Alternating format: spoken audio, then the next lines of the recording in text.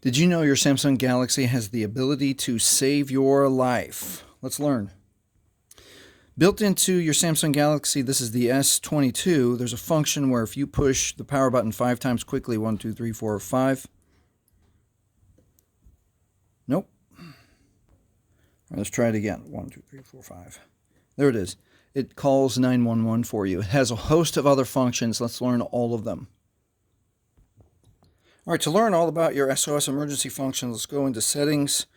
Inside settings, you're going to look for safety and emergency and touch safety and emergency. Now, I would take the time to fill in and learn about each part of these. Let's just go one by one.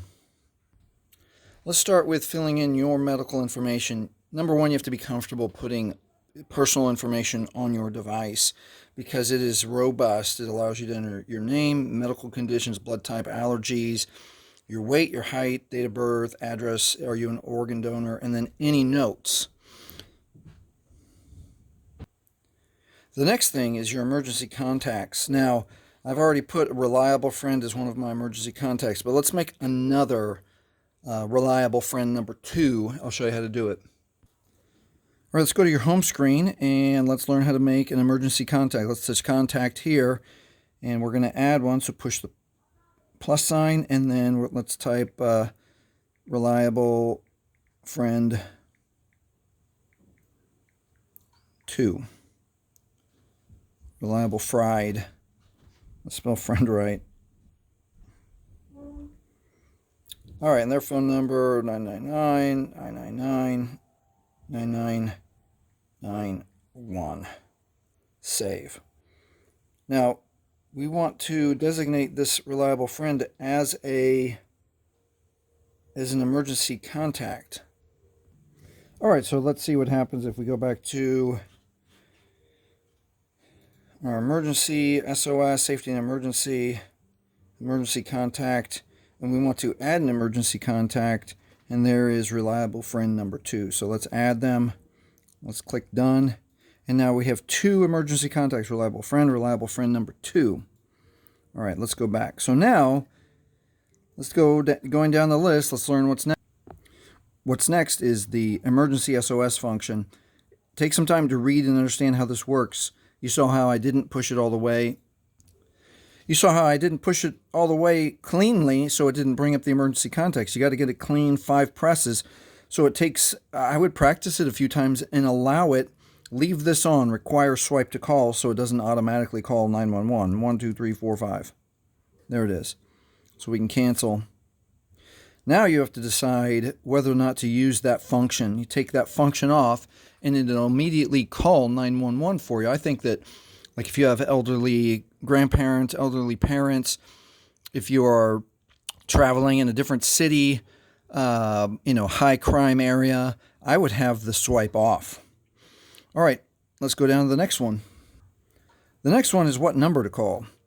So you can select who to call in an emergency. There's 911, in some countries it's 999. But if you are in a place where 911 is not reliable, you might want to change that to your reliable friend. And there's a whole host of things where, your phone has to have signal, your phone has to be powered on. There's all sorts of things where that number has to go through. So keep that in mind if you decide to change that away from 911 or 999 if you're a different country. All right, let's move on. All right, the next thing is to send an SOS to your emergency contact. Text your location and an SOS message to your more emergency contacts, and we can hit that share, and then it'll ask us, do we want to share contacts? SMS is your messaging, text messaging, location, and notifications. So you have to give permission to all of those if you want to use that function. And then you've got to come in here and say what to share. What are you sharing? Pictures.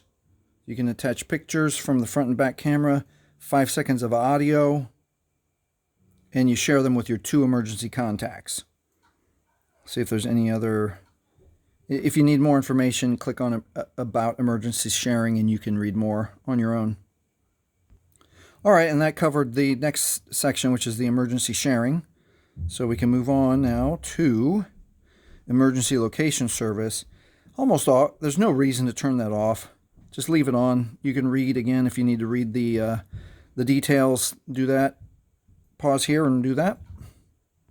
Moving down the list, we're now at wireless emergency alerts, and I think most people have this on by default to extreme threats, severe threats, amber alerts, and then you want, again, read and understand everything that you want to have on or off on your phone. And then lastly is earthquake alerts. If you live in a place that's prone to earthquakes, then you'll want to read and understand this. I live in Kansas, so that is not something that we deal with, even though a few years ago we did have like a 3-point something on the Richter scale, and I saw the door jambs wobbling a little bit like this. Pop, pop, pop, pop, pop, pop. And that's it. I would encourage you to have a family meeting, a roommate meeting, a meeting with your travel partners if you're ever going to go on vacation or travel in the wilderness or hiking.